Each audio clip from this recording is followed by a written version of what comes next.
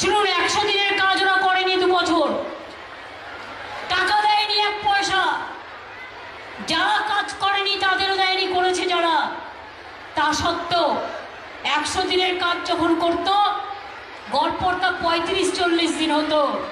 আমি কিন্তু বাংলা রাজ্য সরকারের পক্ষ থেকে 40% আমি 100 দিনের কাজ গরিব লোকেদের দিয়ে করিয়েছি এবং তারা কিন্তু প্রতি মাসে মাইনে পায়। আমি 1 তারিখ পর্যন্ত অপেক্ষা করব। 7 দিন টাইম দিয়েছি, আমাদের টাকা ফিরিয়ে দাও, বাংলার আবাস যোজনার টাকা ফিরিয়ে দাও। মানুষ ঘর পাবে না আর তোমরা অট্টালিকায় থাকবে, এটা হবে না। রাস্তার টাকা দেবে না, 100 দিনের কাজের টাকা দেবে না। মনে রাখবে, আমি 100 দিনের টাকা যারা পায়নি তাদের নিয়ে একটা আলাদা মিটিং করব।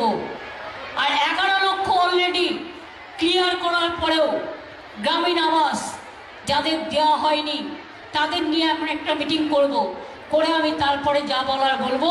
আশা রাখুন, ভরসা রাখুন, আমাদের তৃণমূল সরকার যতক্ষণ বেঁচে আছে আমরা মানুষের পাশে ছিলাম, আছি, থাকবো।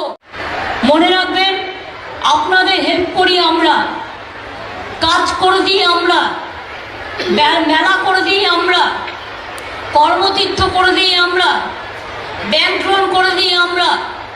আমরা না থাকলে স্বাস্থ্যসাথীও আমাদের, রেশনও আমাদের, আপনার ছেলেমেয়েরা পড়াশুনো করে এটাও আমাদের। আমি সেলফ হেল্প গ্রুপের ভাই বোনদের অনুরোধ করব, প্লিজ দয়া করে আমাদের সাথে থাকুন এবং আমাদের সাথে সহযোগিতা করুন এবং নিজেরা কাজ করুন। কাজ করতে গিয়ে কোনো অসুবিধে হলে আমি আপনাদেরটা দেখে দেব। সবটাই রাজ্যের টাকা। 10 লক্ষ ওল্ড এজ পেনশন এবং প্রায় 1.5 লক্ষ বিধবা ভাতা, এগুলো 1 তারিখ থেকে আপনারা পেয়ে যাবেন। মনে রাখবেন, অসময়ে বৃষ্টির জন্য চাষি ভাইদের ক্ষতি হয়েছে, তাই প্রায় 11.5 লক্ষ চাষি ভাইকে 102 কোটি টাকা দেওয়া হচ্ছে। গত বছর অক্টোবর মাসে 2.5 লক্ষ কৃষক ভাইকে বাংলা শস্য বীমা যোজনার অধীনে 201 কোটি টাকা সাহায্য দেওয়া হয়েছিল। আর 2019 সালে বাংলায় যে শস্য বীমা যোজনা চালু হয়েছিল, প্রায় 98 লক্ষ কৃষককে 2800 কোটি টাকা দেওয়া হয়েছে। এখন আর ইন্স্যুরেন্স করার জন্য টাকাটা চাষিদের দিতে হয় না, টাকাটা আমরা গভর্নমেন্ট থেকে দিই। চাষি জমি মিউটেশন করার জন্য টাকাটা আপনাদের দিতে হয় না, বিনা পয়সায় করে দেওয়া হয়।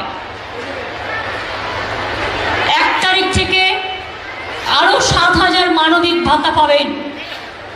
কন্যাশ্রী 85 ছিল, আরও 10 লক্ষ পাবেন, 95।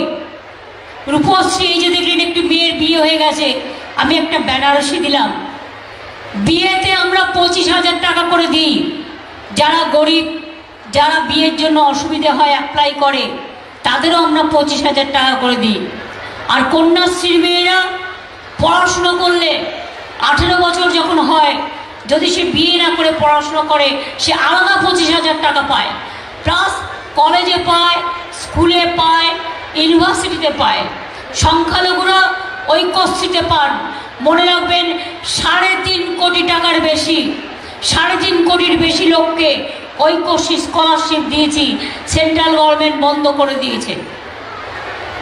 মনে রাখবেন, মেধাশ্রী আমি চালু করেছি। যারা ওবিসি ছিলেন তাদের সব স্কলারশিপ বন্ধ করে দেওয়া হয়েছিল, কিন্তু আমরা তাদের টাকা বন্ধ করিনি, আমরা রাজ্য সরকার থেকে চালাচ্ছি। আমার তপশিলি ভাই বোনেরা শিক্ষাশ্রী পান। এলাকায় এলাকায় আমরা ট্রেনিং সেন্টার করছি, যাতে আপনাদের ছেলেমেয়েরা ইঞ্জিনিয়ার হতে পারে, ডাক্তার হতে পারে, আইএস হতে পারে, আইপিএস হতে পারে। এবং মনে রাখবেন, 10 লক্ষ টাকা করে স্মার্ট কার্ড করা হয়েছে বাবা মাকে আজ ছেলে মেয়েদের বিদেশে পাঠানোর জন্য আর পড়াশুনো করবার জন্য। আর চিন্তা করতে হবে না, সবটাই আমরা করে দিই।